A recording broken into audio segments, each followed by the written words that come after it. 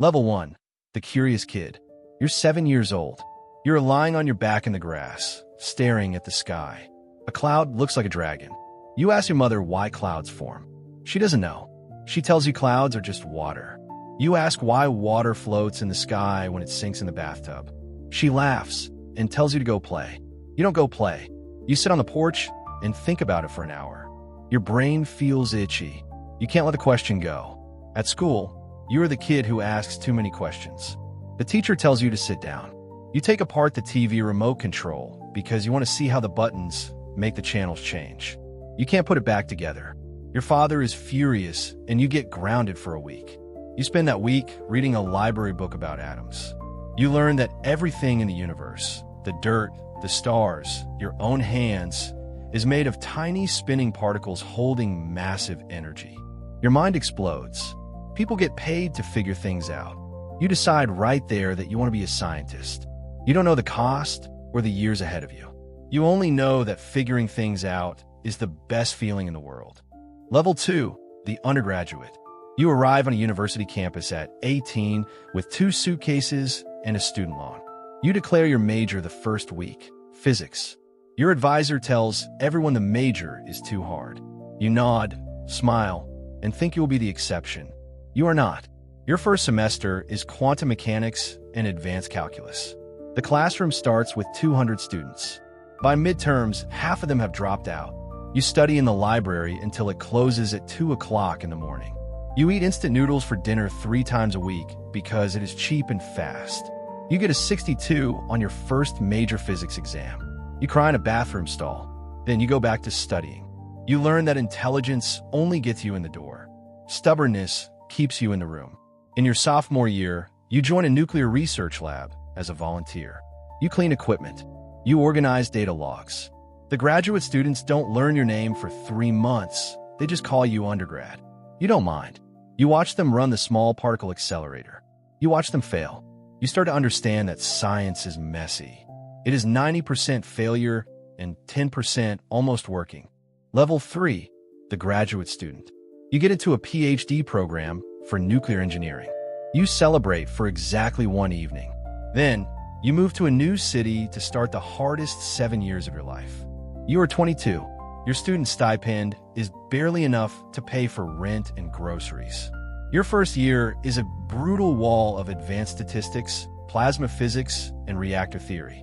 At the end of the year, you take your qualifying exams. Some of your friends fail and are asked to leave the program. You pass barely. You join a lab for your dissertation work. Your advisor is a brilliant but terrifying nuclear physicist. She has a reputation for producing incredible research and breaking graduate students like twigs. You live in the lab. You arrive at 8 a.m. and leave at midnight. You miss family holidays because your radiation sensors need to be monitored constantly. Your experiments fail for 2 straight years. You question your own intelligence. You want to quit. Then, at the start of year 4, something works. A custom sensor detects a tiny, perfect spike in neutron emission exactly where your math predicted it should be. You stare at the data screen for an hour. It is the first real discovery of your life. Before we go further, if you want to see how this scientific journey ends, hit that like button right now and subscribe so you don't miss the next levels. We upload every single week. Level 4, the Postdoc. You defended your 300-page dissertation in front of a committee of senior scientists. You are now a doctor of philosophy. You have the title, you have the debt, but you have no permanent job. You take a postdoctoral position at a national laboratory across the country. Your salary is low, and you make less money than your friend from high school who went into business. A postdoc is a strange position. You are a highly trained specialist working on someone else's research program. Your only job is to produce scientific papers. Papers are the currency of science. You work on 3 projects at the same time. You simulate nuclear fusion reactions on a supercomputer. You mentor the younger graduate students. You start seeing the flaws in the system. The smartest researcher in your lab is a foreign scientist whose visa depends entirely on her job. Her boss knows this and works her harder than anyone else, taking all the credit for her papers. You keep working. Your research on plasma confinement gets noticed. Strangers at international conferences recognize your badge. You feel a deep sense of pride. You have contributed something real to human knowledge. Level 5, the assistant professor. You got the job. Out of 250 applicants for a single tenure-track university position, they chose you. You're 34 years old. The university gives you a startup budget of $800,000 to build your own nuclear physics laboratory. You build a scientific enterprise from bare, empty walls. You buy vacuum systems, radiation shields, and high-power lasers. You also have to teach. You are suddenly responsible for a class of 100 undergraduates who will grade your performance at the end of the semester. You prepare lectures until 2 a.m. because you want to do it right. You also have to write grants. This is the most terrifying part of your new life. Your research is paid entirely by grants from federal energy agencies.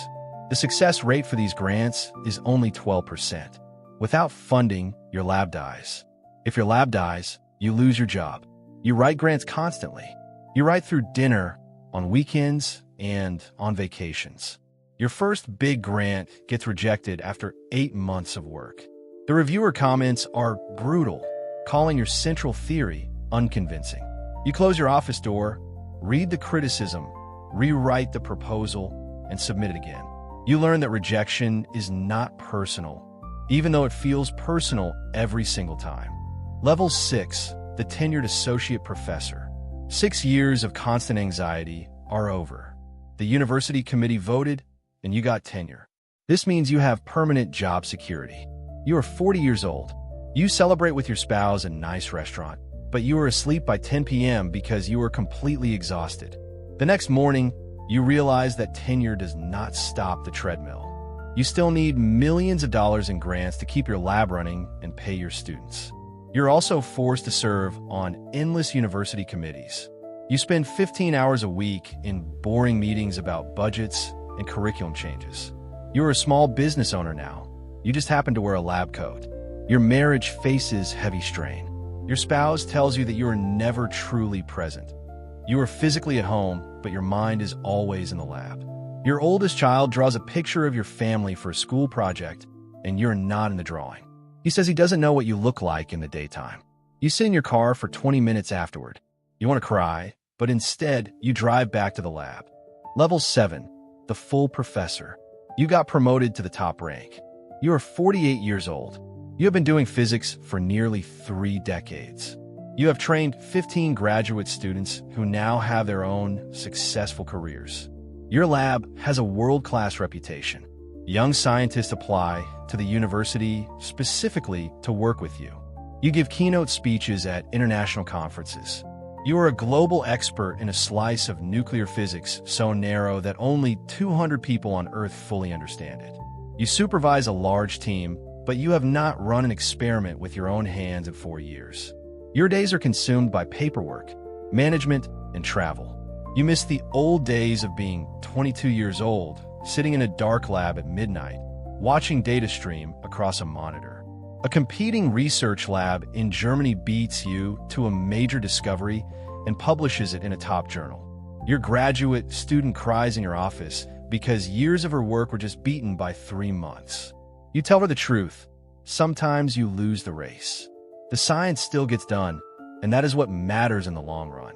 She doesn't believe you, and you don't fully believe yourself either. Level 8, the department chair. Nobody wants to be the department chair, but the dean tells you it is your turn. You are now responsible for 40 faculty members, 200 graduate students, and a $12 million budget. You are a scientist who is now an administrator. You spend your days solving human problems that have nothing to do with physics. A professor is accused of misconduct. You have to investigate. Another professor is going through a terrible divorce and stops managing his lab, leaving his students stranded. You become a therapist without a license. Your own research becomes secondary. Your name still goes on scientific papers, but you did not write the code or build the apparatus. You feel guilty and trapped. The university cuts your budget by 8%. You have to tell 3 of your colleagues that they must fire their technicians. One of them screams at you in your office for 20 minutes. You let him scream because you remember when you were in his shoes. After 3 years, you step down. It takes you a full year to remember how to think like a scientist again. Level 9, the Institute Director. You are 58 years old. You are asked to run a massive national nuclear research institute. You now manage 1,000 scientists, a budget of $400 million, and a board of directors that includes billionaires and government leaders. You are the public face of an organization that controls the energy future of the country. Your days are packed with high-level meetings. You meet with politicians about government funding, and you meet with wealthy donors who want to put their names on your buildings. You make strategic choices that can create or end entire careers. You close down an entire research sector because it hasn't produced results in 10 years, moving the funds to a new project. You lose sleep over the people who lose their jobs, but you tell yourself it is the right call for the science. A major scandal breaks at a different laboratory when a famous scientist is caught faking his data. The media goes wild. You are interviewed on national television to defend the integrity of the scientific community. Your staff tells you that you look tired on TV. You know you look tired. You're always tired now. Level 10, the legend. You are 72 years old. You retired 2 years ago. Your name is carved onto the front of the Institute building. 3 of your former students have won major international awards in physics. You sit in your home office, looking at a career that feels both incredibly long and incredibly short. You still attend conferences where your presence alone makes a research project look important. Young, nervous scientists line up just to shake your hand. You try to remember what it felt like to be that young and scared. The memory comes back slowly. You remember the neutron spike from graduate school, the photograph of which still sits framed on your desk. You remember your own advisor who was terrifying, brilliant, and wrong about almost everything except the thing she was right about. Your hands now shake when you try to use lab instruments. Last year, you tried to show a student a classic technique and realized you couldn't hold the tool steady. You handed it back and pretended it was a teaching moment, then walked home thinking about endings. You have grandchildren now. Your 7-year-old granddaughter is lying on her back in the grass, staring at the clouds and asking questions with no easy answers. You recognize that look. The cycle continues. Someone before you was you, and the chase for the truth never stops.